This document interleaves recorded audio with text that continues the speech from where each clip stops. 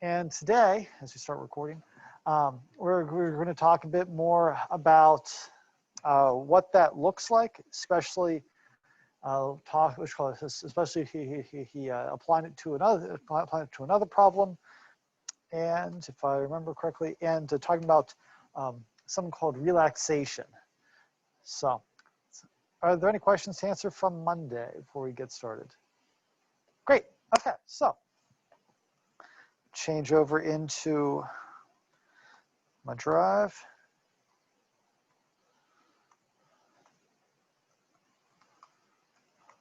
Okay. Let's see, fixed point X. All right, so this is what we had on Monday, right? So what we were doing here was we were solving the equation y equals x squared plus x minus 2, solving that for the x value when y equals 0. We did that by setting the equation e equal to 0, solving for x. And that was kind of the whole shish kebab. That worked out pretty well. We did say that the trick in this is that we always have to compute a residual or a difference between our new x value and our old x value, the x value I had from the previous iteration, and the one that we computed during this iteration. The difference between those, after you take the absolute values, what you call your residual, and you're looking for when the residual drops below whatever your convergence tolerance is. We know that computers are not exact, but they can get down to 15 decimal places of precision. So our convergence tolerance we just set to be 1 times 10 to the negative 15th. So if I looked at that, so if I look at that, so if I look at the output of my method, the first time I go through, I would put in an x value of like 1.1 or something like that, get out an x, or 1.5, get out an x value of 1.3. I had a change of so much. Put in a new one, have a change of 0.588 from 0.788 to 1.3337. Put that in, get a new value of 1.1. Well, that's a change of 0.31 from 0.788, so on and so forth. And you just keep doing that. You see the residual decreasing and decreasing and decreasing until it gets down to below 1 times 10 to the negative 15th. And we have our answer of x equals 1, as precise as we can get it with a computer. We know that there are two answers to this. We've actually set up our equation to only get one of them. And I said there's two answers. We had to set up our equation to get a particular one because there's a square root involved. Whenever you have a square root, you can have a negative side of the square root. Right now, we're only looking at the positive side of it. So we'd have to put a minus sign in there out in front of the square root function in order to get the negative root. So we're all cool with this part? Excellent. All right.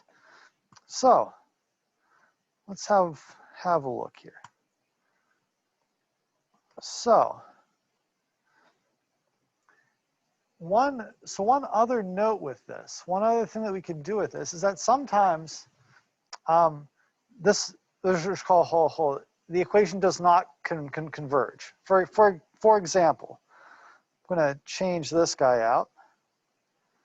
Instead of solving for x squared, when I set y equal to 0, I'm going to solve for x instead. So that would be like x equals 2 minus x squared.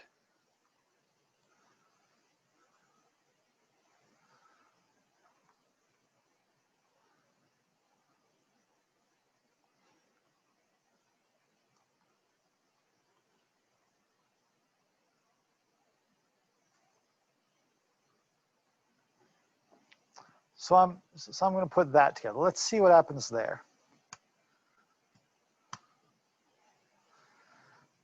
Well, that's not too good. So this is what it looks like when it does not converge. This is what's called. If I look at the residual here, it's not going down. It's bouncing around, right? So this is problematic, as you might imagine. Your question might be, why the heck isn't it converging, right? Which is an entirely valid question. One reason could be because you have an x squared in there, so you might imagine any small change is going to be multiplied instead of a square root where it's made smaller. The other thing that's interesting to look at, if I look at the x values here, it goes from around -2 to kind of like hovers around 1-ish. Something which called actually hovers around 2. Sorry, it goes up to 2. Both of which are called the square root of which are both solutions. So there might be some with the fact that it's squared, that if you get a positive or negative answer to it, it doesn't know which one to grab. And it's constantly going back and forth, but between the two. I'm not entirely sure, but I'm going to make a guess that it's something related to that x squared that's screwing all of this up, and that's what we have to fix.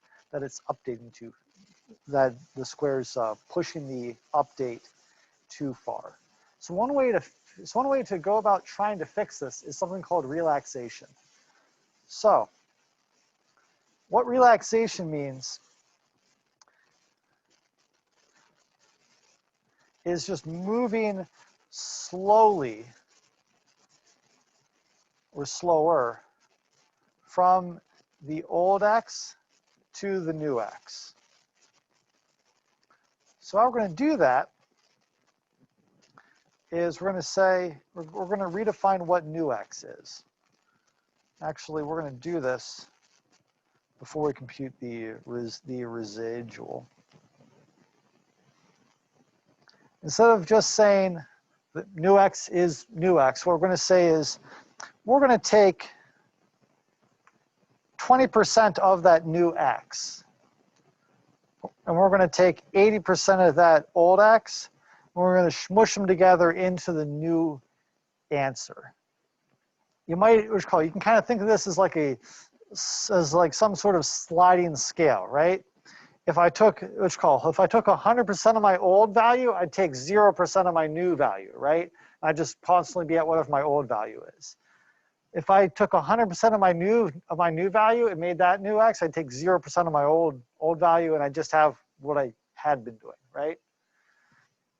So what relaxation is saying we're going to take some of that new answer and some of the old answer and combine the two together. And by doing that, we're going to move from one answer to the other a little slower. So let's see what that does. I'm not sure if it'll fix it, but it's worth a shot. That's interesting.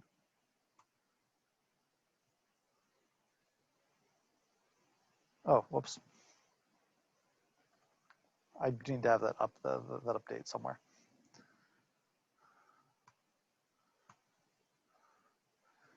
Bam, that worked. So it was an instability caused by the x squared. So the idea with this is that we might have a numerical method we might have an expression that is numerically unstable. There's a whole field of research around just like what is unstable and what's stable. But by changing how we go about numerically solving the problem, we can make it stable. And you'll find this with your final project, which we'll be going over soon enough. That the solution to the problem that you have is numerically unstable, but it can be stabilized by adding a little bit of relaxation. The one one last note I'd offer about this is that it doesn't have to be 20% of the new one and 80% of the old one. I literally just picked that head off the top of my head. It's a pretty common relaxation factor. You can use 30% of the new one, 70% of the old one. It just has to add up to 100%, or it should add up to 100% for sanity's sake. But at some point, eventually, it'll get unstable again. Oops. So like that's 90%, and we're unstable again. So a small relaxation factor, meaning 80% of my new number, 20% of my new number, 80% of my old number. That's usually a safe bet. Usually works pretty well.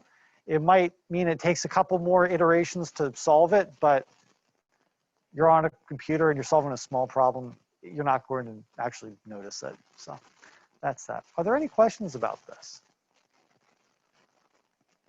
Cool. Okay. So, so on the homework that'll be coming up. Let me pull that guy up here for a second. Ignore the homework for the other class that I do. 210. Numerical methods.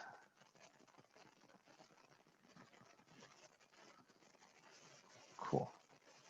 So here we are. So we have this. So I have this equation on your homework. It is a expression that describes a reaction.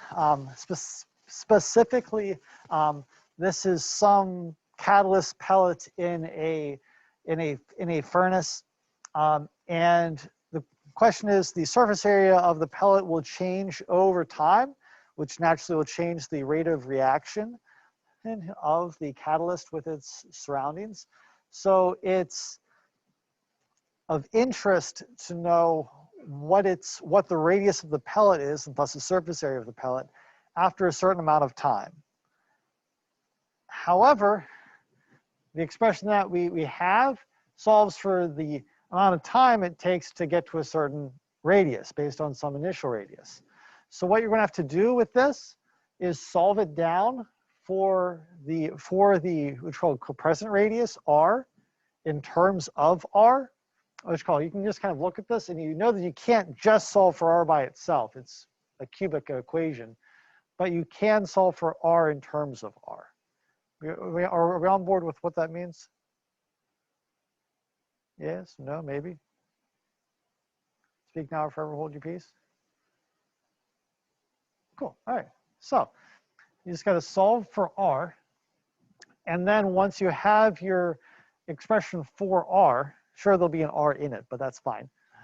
You can put it into the, you can build a numerical method around it, just like we did solving for the root of that quadratic equation, and solve it for a particular time t, or so on and so forth. You have a bunch of factors in here. The units shall be copacetic, so you shouldn't have to worry about too many unit conversions in there. All right. Any questions about that? Great. All right. One other thing that I want to go over then.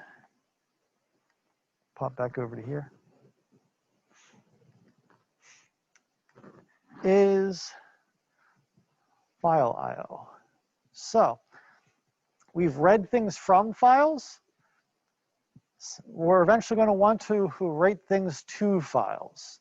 We're going to want to store the data that we are generating somewhere besides the command line, because we're getting to the point, especially with like the well log stuff, where we can not only read in and process a crap ton of data, but we probably want to use the data that we're creating somewhere else. So having it in a text file or something that I can pull into Excel and work with afterwards would be super awesome. So we're going to talk we're going to talk about that. All right, see if I can remember how to do this out of hand. So we start off by opening a new file. What we're doing here is creating a file that we can write to. So that command's relatively straightforward. I'm going to call my file residuals.txt for reasons that you'll see later on. And I'm opening it to write in. So I have to add that W in quotes. So open residuals.txt, comma, W. And I'm going to save that file to a variable. I'm going to call it FID or file ID. You can call it whatever you want. Might as well spell it out if I'm going to use it. So, and just to reiterate, this name in quotes here is whatever the heck I want it to be. I'm just calling it residuals. I have to add the .text because that's what kind of file it is. It'll be a text file. And then I'm opening it to write in. You can also open files to read. We're not going to go over that right now. We'll do it a little bit later on. Other thing to note, everything in this command I've put in quotes because everything in it is a string. The string is the one kind of variable we haven't really talked a whole lot about. It's the variable that does not contain numeric information. It just contains characters. Could be letters, symbols, numbers, whatever. But Python doesn't treat it as numbers. It treats it purely as information, data. So we have to tell it that we're putting in a string here. It's not a number or a variable or some other kind of variable. We're specifically putting in a string here. Cool. So we have our file. Now we have to write to the file. So one thing that's of great interest when you who do these numerical methods is what's called the convergence history. So what this history means is how is the residual changed over time or over the iterations of the solution.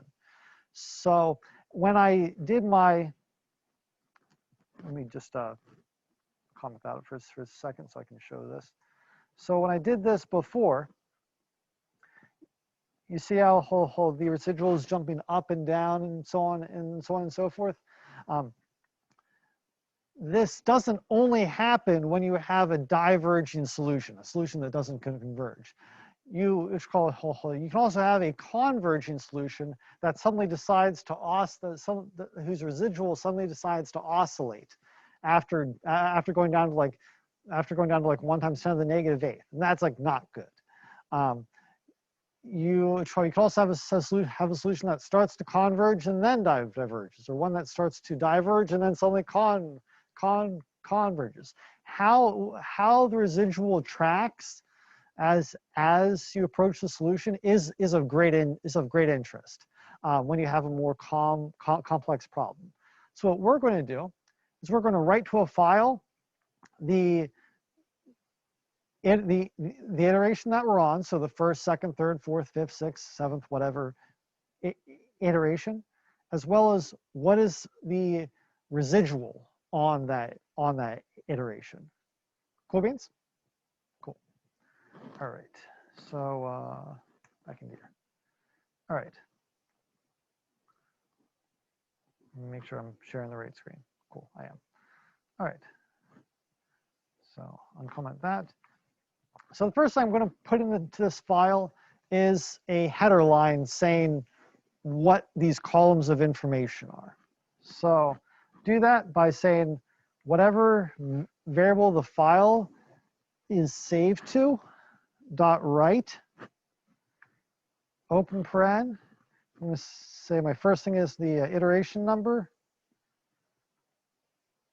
And then the next thing is the residual.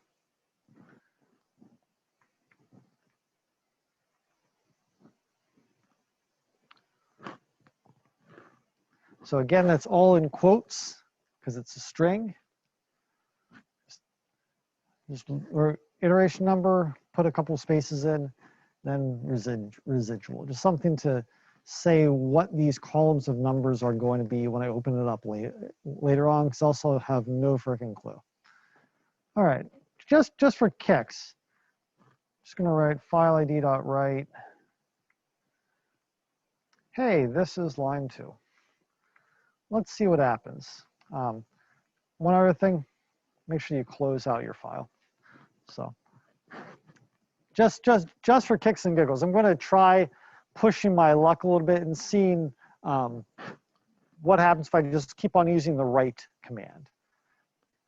So I just said file ID.write on a second time. I just wrote something in there, and then file ID.close. Open paren, close paren. That's you have, whenever you open a file, when you're all done with it, you have to close it. Okay, so always make sure I have that. I'm going to run it and see if I remembered how to do this correctly. Haven't done it in a little while.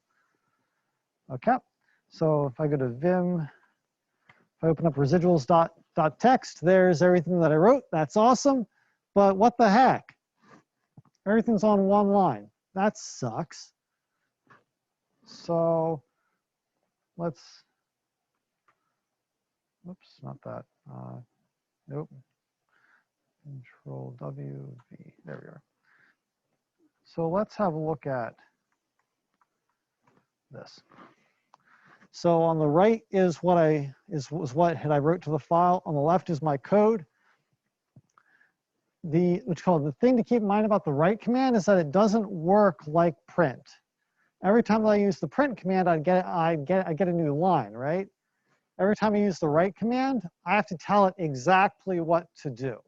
So in this case, I have to actually tell it to put in a new line. Do that with a \n, or whatever direction that is, /n.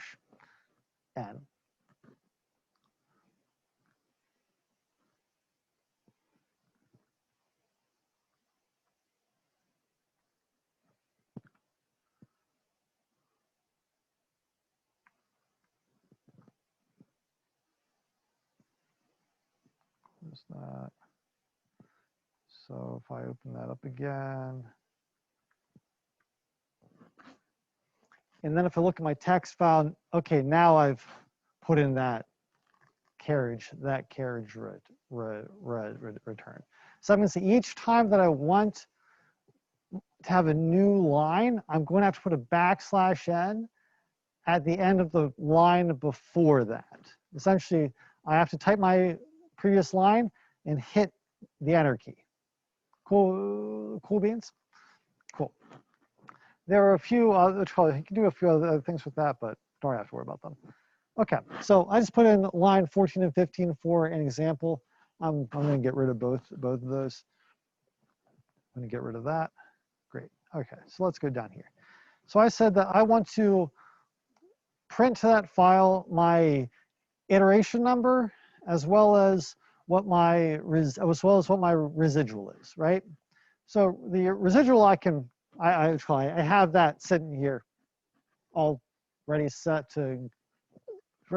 to go. I don't have iteration number, right? So how would I get that? It's just counting how many times I've gone through this loop. How would I get that? How could I get something that would do that for me?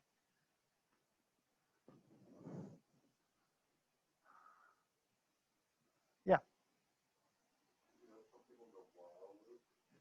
Okay. Cool. Tell me how to do it.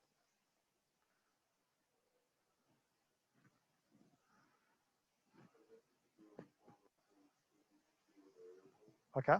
So somewhere up here.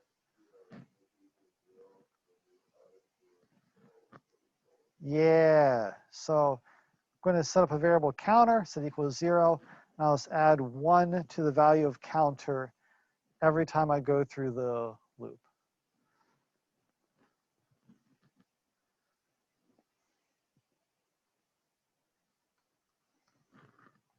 Great. So now I have a little thing that knows exactly how many times I've gone through this loop. So the way I set up my text file, iteration number is in the first column, residuals in the second column. So I'm going to come down here. So I'm going to write residual history to file. It's going to say file ID. That's the file that I'm writing to. Write. And I have to put a string in here, but like, how do I do that with a variable, right? Like if I knew the number, I could just type the number in as a string and we'd be done, right? But I don't know what it is. So now we're going to get into what's called the format command. It's a way to insert numbers into strings as variables. So I'm going to add two curly brackets.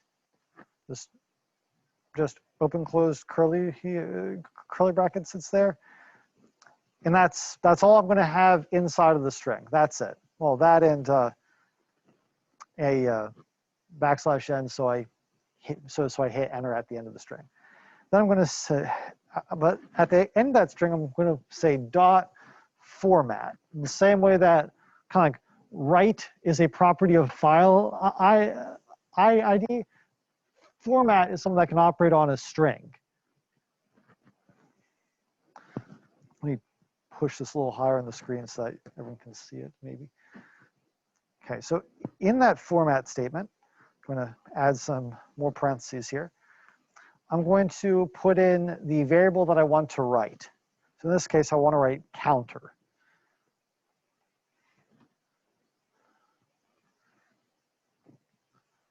So what the format statement does is it looks for these curly brackets inside of the string that it's attached to, and wherever it finds a curly bracket, it takes whatever variable I've put into the format statement and sticks it wherever the curly brackets are. And I can do it with more than one variable too. If I add a second set of curly brackets there, I can add a second variable here. It'll put the first variable in the first set of curly brackets, second variable into the second set of curly brackets. And I can keep on going with this for as long as I want. Put 3, 4, 5, 6, 7, 8, 9 variables in here, 6, 7, 8, 9 in curly brackets, and it'll just figure things out. It's super, super cool. Before I test it, I just have to make sure to close my file. I want to do that outside of the while loop, because else I'll close it before I'm done writing to it. So I've unindented that close statement. Then I can give this a shot.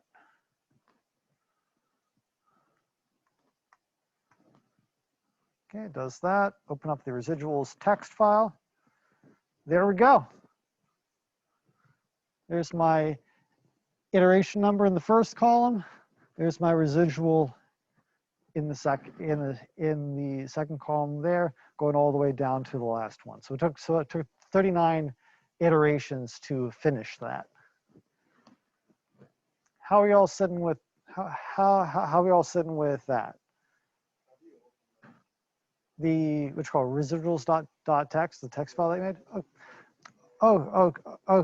Okay. One second. Just open up the other one. Okay, so your code is going to save the file in the same place where the code is. So if you know where your code is, you can find where the text file is. You can open that text file either in Spider. If you go to what's called open, you find wherever your code is, there should now be a text file sitting in that same directory. You might have to go if there's an option in the open dialog box that's what's called ask for a file type. You might have to change that to all files instead of just Python files. But it should be sitting right there. You can also just open File Explorer. So know that mine save, which called that my Python files in this directory, and there's there is residuals.txt right there. I can just open that up in Notepad. Did you find it? No? Okay. Let's have a look. Oh, because you don't have that in quotes. Yeah. No, just the name of the text of the text file. Okay. Just the name of the text file. The W has to be in it as well, but they both have to have their own set of quotes. Yeah, and that comma can't be part of it. Yeah, try to run that. Okay, now let's have a look for that text file. And then, yeah, residuals. There you go. Cool. Yeah.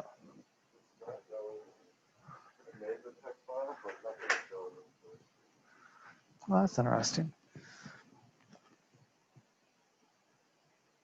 Can you close that out for a second? Just run it again for me, please. Okay. Cool. Okay. And then close that one out too. Now open it again. Mind. Yeah, it's because you had it. It's because you had it opened. It couldn't put new data in. Okay. Yeah. How are we doing with this? Anyone else? Hidden problems? Great. All right. So that's writing in a nutshell. One thing I would like to say about this, though, if you look at my text file, you see where it switches from being just a decimal to something that's in scientific notation. I want them all to be the same. I'm a fanatic like that. So we can control that. So that's called, the people who write programming languages are crazy. Really good, but crazy. So inside of these curly brackets, we can add some specifications to say exactly what we want written. In this case, I'm going to say colon, period, 15F. I'm going to save that, and just since it's mentioned what Tommy ran into, because everyone's going to run into it at some point. If you leave the text file open that you're writing to, the code will not be able to write to it. So make sure you close it out before you try to run the program. Okay, so I've added that colon dot 15F just to the first set of curly brackets for now. Let's run this again. Open up my residuals file. This is kind of wild. So this is my first curly bracket, right? What's called the iteration number that's inserted for my first curly bracket. Now, if you count this out, I'm counting out the decimal places. 1, 2, 3, 4, 5, 6, 7, 8, 9, 10, 11, 12, 13, 14, 15. Every single one of these has 15 decimal places added to it. Now, do I want decimal places for that particular value? No, I don't really care about decimal places for iteration number. It's an exact value, but I do for the second one. So instead of colon dot 15F here, I'm going to add colon dot 15F to my second curly bracket. Oops, close that. Run that. Open up the text file. Now I always have 15 decimal places for every single value that I am computing in this second column, which is perfect. That's exactly what I'm looking for, right? And I can kind of see it approach the convergence tolerance, right? 15 decimal places, I can watch it go down to the tolerance of 1 times 10 to the negative 15th. Great, that's awesome. Get this back. If I wanted to look at, let's call it, if for another problem I wanted to look at a different number of decimal places, I just changed that 15 to a different value. So now it's 5. Everything is 5 decimal places now. So I can get some control over how I write values. That F that I used means that I'm printing it in fixed point, in not floating point, fixed point notation, or I'm only printing a certain number of decimal places. I can use a D. It'll print it as an integer, and E, it'll print it in X, it's called in scientific notation. I have some options there. Do I really care about you using all of those? Not really. You can look them up if you want. There are plenty of tables of them floating around. Fixed point with 15 decimal places will solve most of your problems. Cool. Any questions on that stuff? Sweet.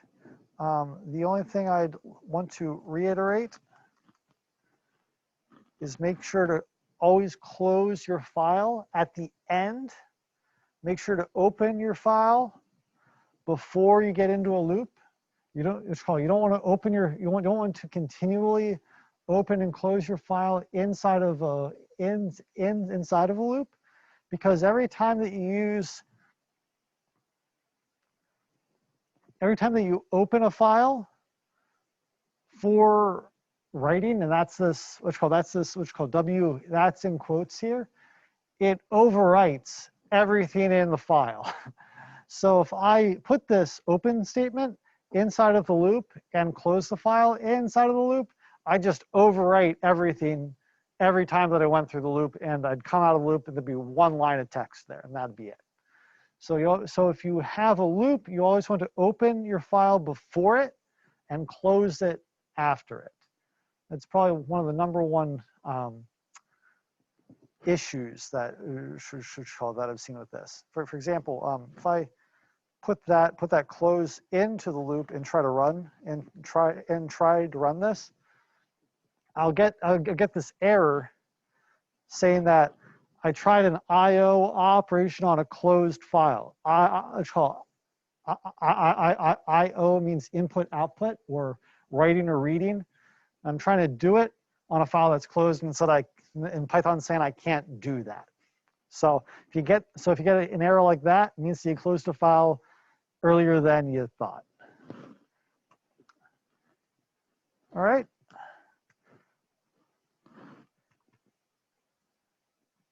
Want that one. Cool. So don't do that. All right. Well, that went a lot faster than I thought that it was going to. If there aren't any questions, that's all I got for today. Thanks for stopping by.